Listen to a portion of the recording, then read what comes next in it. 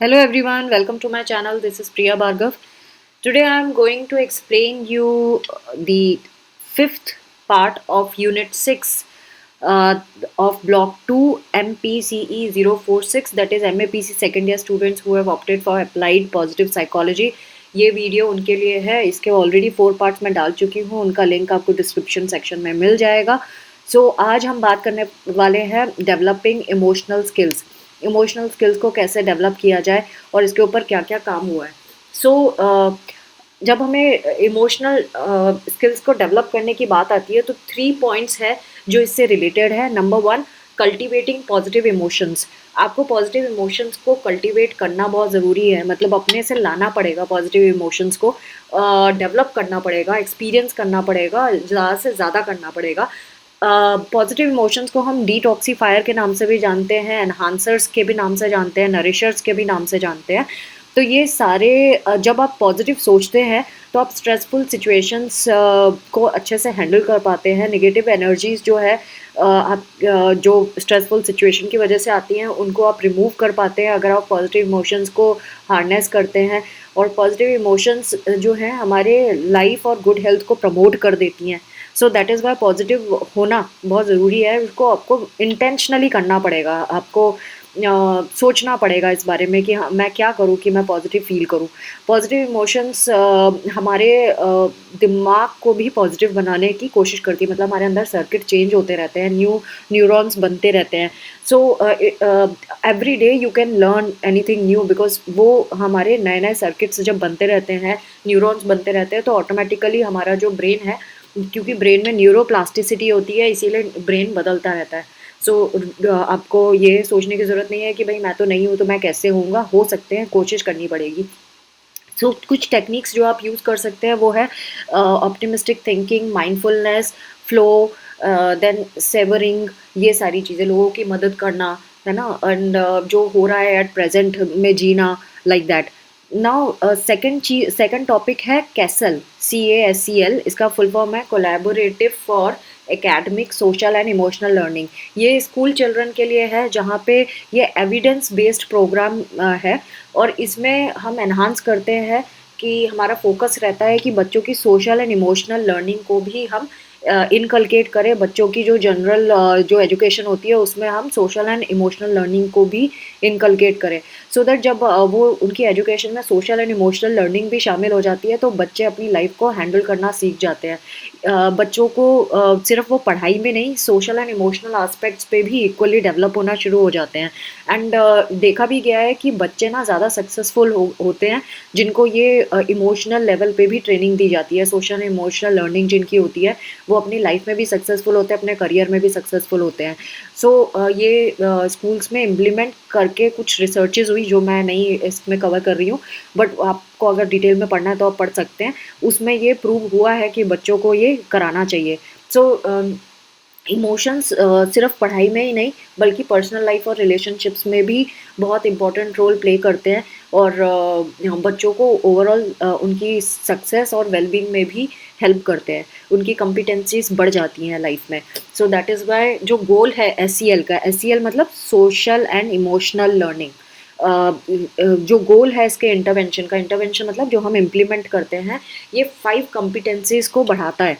क्या क्या है 5 कॉम्पिटेंसीज? सेल्फ अवेयरनेस, खुद के बारे में बच्चे को पता चलता है. सेकंड, सेल्फ मैनेजमेंट, खुद को मैनेज करना सीख जाता है. थर्ड, सोशल अवेयरनेस, उसको सोशल अवेयरनेस आ जाती है. फोर्थ, रिलेशनशिप स्किल्स बढ़ जाती है. And fifth, decision making responsibility भी लेने लगता है बच्चा.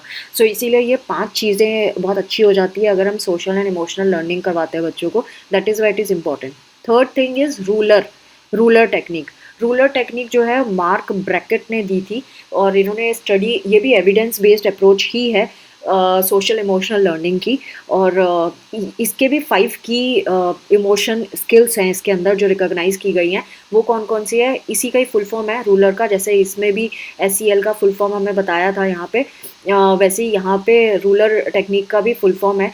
R से रिकॉग्नाइजिंग, U से अंडरस्टैंडिंग, L से लेबलिंग, E से एक्सप्रेसिंग एंड R से रेगुलेटिंग इमोशंस.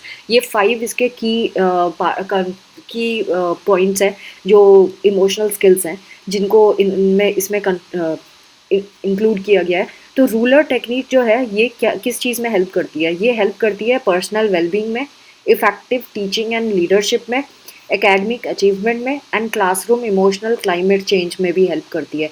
तो बच्चे जो झगड़ा झगड़ा करते हैं ना, वो भी इस टेक्निक से ठीक होने लगते हैं। तो मार्क ने ये जो रिसर्च की थी कि कैसे इमोशंस एक क्रूशल रोल प्ले करते हैं लर्निंग में, क्रिएटिविटी में, रिलेशनशिप क्वालिटी में, वर्क परफॉर्मेंस में, ये सारी चीज़ उन्होंने अपनी रिसर्च में पता लगाया था। ऑर्गेनाइजेशनल क्लाइमेट कैसे चेंज किया जा सकता है, लाइफ आउटकम्स क्या क्या हुए हैं इसकी वजह से, एंड ओवरऑल वेलबींग पे क्या इम्पैक्ट पड़ता है, ये सारी उन्होंने पता लगाया था। उन्होंने एक मूड मीटर के बारे में भी बात की थी। मूड मीटर जो है उसमें इन्होंने कुछ क्वेश्चन पूछे थे, ये भी आप अपने आप से पूछ सकते हैं चेक करने के लिए कि आपका ये मूड मीटर कैसा है। तो pause for a while before you are going to say और डू एनीथिंग इम्पॉर्टेंट, जो भी आप कहने वाले हो या करने वाले हो, थोड़ी देर रुको, ask yourself these question और खुद से पूछो what exactly am I feeling, मैं एग्जैक्टली क्या फील कर रही हूँ ना। उसके बाद सेकंड क्वेश्चन क्या पूछेंगे, इज इट प्लीसेंट और अनप्लीसेंट, क्या मैं प्लीसेंट फील कर रही हूँ, अनप्लीसेंट फील कर रही हूँ। थर्ड क्वेश्चन आप क्या पूछेंगे, how energetic do I feel at the moment, अभी मैं कितनी एनर्जेटिक हूँ। And then what is the best word to describe my feelings at the moment, मैं अपनी फीलिंग के लिए कौन सा बेस्ट वर्ड डिस्क्राइब कर सकती हूँ। ये मूड मीटर है, इससे आपको पता चल जाएगा। इसी के ऊपर इन्होंने एक सरकमप्लेक्स मॉडल ऑफ अफेक्ट बनाया था। अगर आप ये मॉडल देखें, ये फिगर, इसको मैं थोड़ा छोटा करूं तो ये इस तरह से दिखता है। इसके 4 क्वाड्रेंट्स हैं, ये क्वाड्रेंट कहलाया जाता है। ये 1/4 जो टुकड़ा है सर्कल का, उसको क्वाड्रेंट कहते हैं। ये हर एक क्वाड्रेंट एक एक चीज़ को पता लगा रहा है। देखिए, प्लीसेंट है लेकिन लो एनर्जी है, प्लीसेंट है हाई एनर्जी है, अनप्लीसेंट है हाई एनर्जी है, अनप्लीसेंट है लो एनर्जी है। अगर आप में प्लीसेंट हाई एनर्जी के हैं आप, तो जॉय एंड एक्साइटमेंट फील करेंगे। अगर आप प्लीसेंट है लो एनर्जी है तो काम एंड कंटेंटमेंट फील करेंगे। अगर अनप्लीसेंट हाई एनर्जी है तो एंगर, एंग्जाइटी, फियर फील कर रहे होंगे। और अगर अनप्लीसेंट लो एनर्जी है तो सैड, होपलेस या लोनलीनेस फील कर रहे होंगे। सो इस तरह से इन्होंने कैटेगराइज किया है, उससे आपको पता चल जाएगा आपका मूड कैसा है, आपकी एनर्जी कैसी है।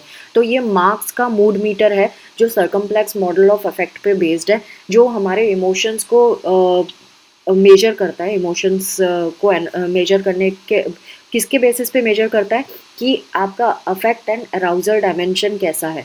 अफेक्ट जो है वो हमारी प्लीसेंटनेस एंड अनप्लीसेंटनेस को बताता है, और अराउजल हमारी एनर्जी के लेवल को बताता है, लो है कि हाई है, जैसे कि मैंने अभी बताया।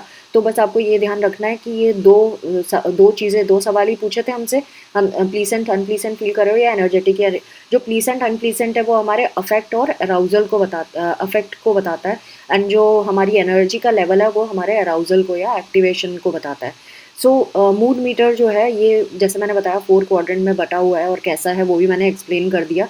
सो इस तरह से आप मूड मीटर से पता लगा सकते हैं कि आप किस लेवल पे लाई कर रहे हैं। ये बड़ा आसान सा है सरकमप्लेक्स मॉडल ऑफ इफेक्ट, और ये इंपॉर्टेंट भी है, एग्जाम में आ सकता है। Now last topic of today's video is, and इस चैप्टर का भी लास्ट टॉपिक है, are positive emotions always better. Positive emotions of course better होते हैं, हमारी लाइफ की क्वालिटी और हमारी वेलनेस को इम्प्रूव करते हैं, और हमारे लाइफ सेटिस्फेक्शन को इम्प्रूव करते हैं, हमारी इम्यूनिटी को इम्प्रूव करते हैं, लाइफ अच्छी होती है, हमारी हेल्थ एंड वेलबींग भी अच्छी होती है, सब कुछ अच्छा है। बट देन ये हमेशा अच्छा नहीं होता है। जिनको ट्रॉमा है, जिन्होंने कोई डिज़ास्टर फेस किया है, जिनको या टर्मिनल इलनेस है, या कोई वॉर सिचुएशन से बाहर के आए हैं, या ट्रॉमेटिक किसी की डेथ देख ली है, या आसपास किसी नज़दीकी की हो गई है, तो वो ट्रॉमा पीटीएसडी को फेस कर रहे होते हैं।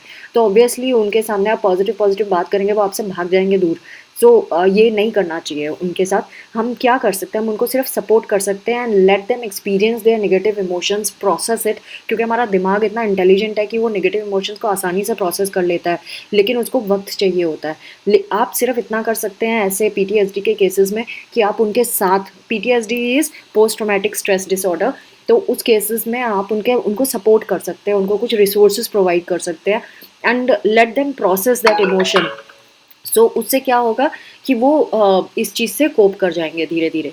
लेकिन हमेशा एक सेइंग इन्होंने बोली है, something is better than nothing, मतलब पॉजिटिव इमोशन होना बहुत अच्छा है सबके वेलबींग के लिए। तो पॉजिटिविटी तो कैरी करना ही चाहिए, लेकिन फोर्स्ड पॉजिटिविटी नहीं कि हमेशा पॉजिटिव, कोई नेगेटिव मूवी ना खोल सके, ऐसी वाली सिचुएशन नहीं होनी चाहिए।